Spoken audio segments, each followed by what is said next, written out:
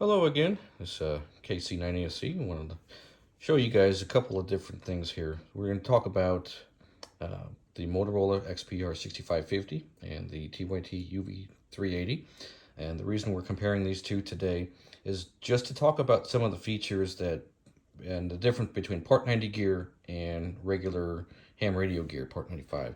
So the Motorola XPR 6550. It's a very ruggedized radio, very tough. One of the features that I want to mention that is not something that's standard on these radios, and I have yet to find one, is field programming. So everything that I have to do with this radio has to be done specifically with the Motorola programming software, the CPS. It is CPS 16.8 that I'm using with this one, or you could use CPS 2.0.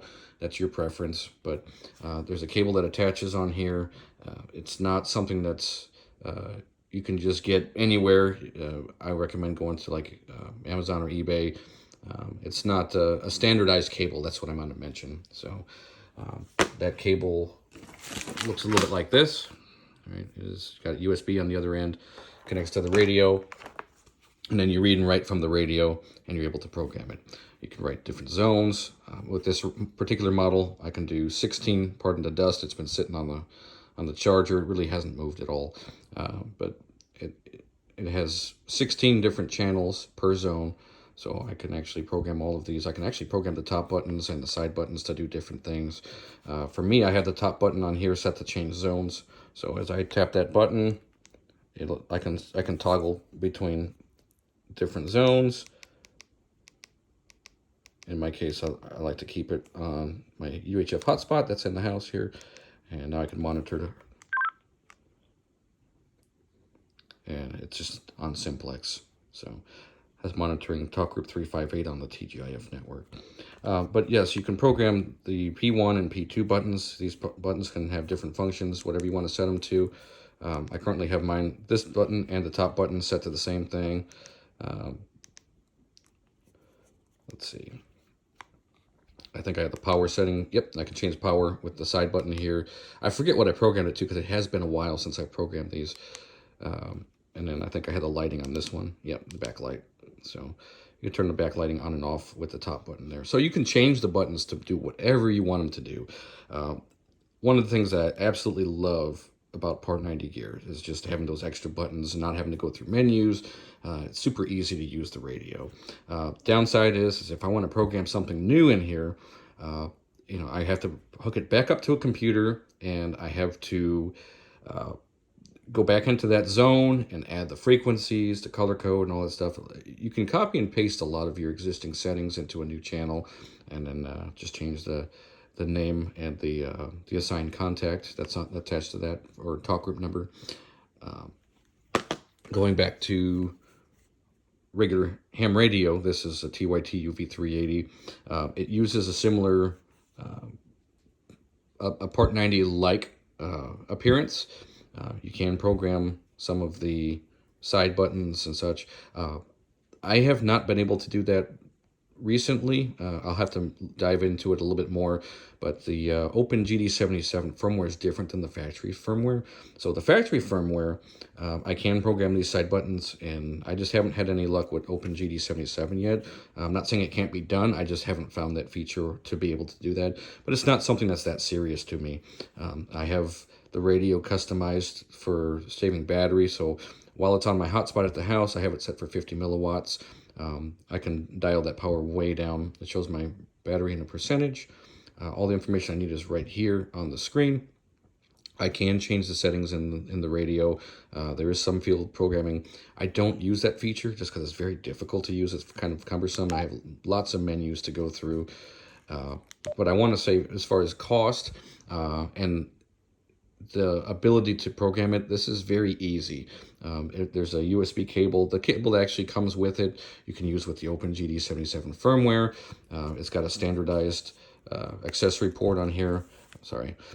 So you can see it's just like a regular speaker and microphone. It's a 3.5 millimeter and a 2.5 millimeter. It's got a cover that goes over the top of that.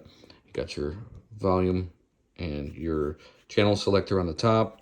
It's got a UHF VHF antenna. By the way, this does UHF and VHF. That radio does UHF only.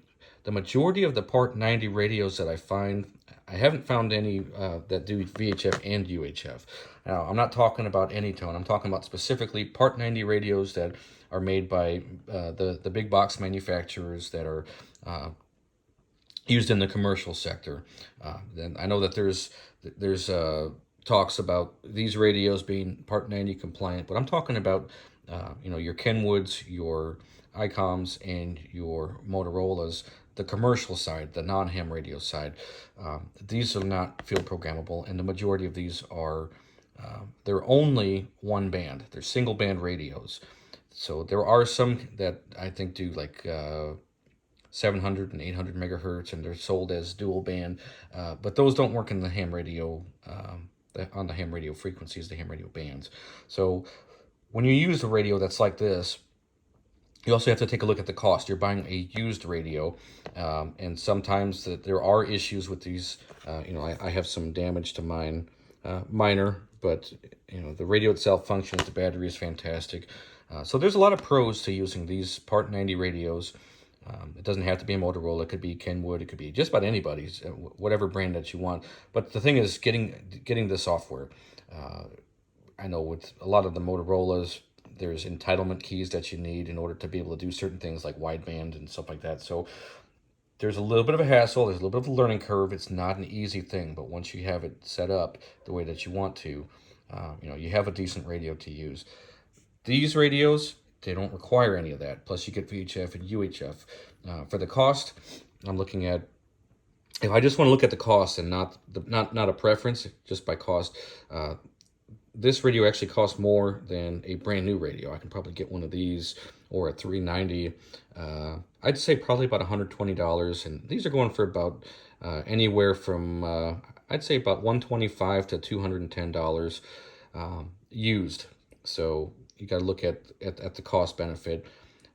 I would much rather have one of these because it does the VHF, the UHF. They're super easy to program, and I don't have any issues with entitlement keys with these. Like if I want to do wideband for VHF and UHF, 20 kilohertz or 25 kilohertz spacing, you can do that. It also does DMR. So just comparing the two, if you just want to look at the value financially, this is a better value. You get a brand new radio as opposed to a used radio, so you're not inheriting something that might be damaged or need further cost. The cables for this don't usually come with it when you buy them used, and you have to buy them from a third party. The chargers are relatively expensive. So I'm not saying don't get a Part 90 radio. I'm just saying, if you're new to DMR, you don't have to spend the amount of money on one of these radios, which you could easily go into $200, $300, $400 just before you, for a single band radio, before you even get a chance to program it and actually have some fun with it. So one of these radios, you can buy an extra battery, or you can just get a couple of these radios relatively cheap, and everything comes with it. You get a charger with it, you get a battery, you get a couple different antennas. So it's just a better value. But again, it leads to the operator's the operator's preference. What do you like? If you want to carry one of these around, that's fine. And if I carry one of these around, I think these work very well. It's a very well-rounded radio. You could use for VHF, UHF. I could use it on the GMRS bands. I could use it on just about anything. It just does everything, and it's DMR. This is a single UHF radio. This is a UHF 1, which is 403 megahertz to 470. So there's different models of these also. So if you get a UHF 2, the frequency split is completely different. So you have to also be aware of what you're purchasing. You don't want to just go out and buy one of these radios and it's on the wrong frequency split and it won't do what you need it to do. So thanks for watching. I hope you guys enjoy, and let us know in the comments. Don't forget to like, share, and subscribe, and let us know how we did. And let us know your opinion on Part 90 radios versus the amateur radios. Thank you.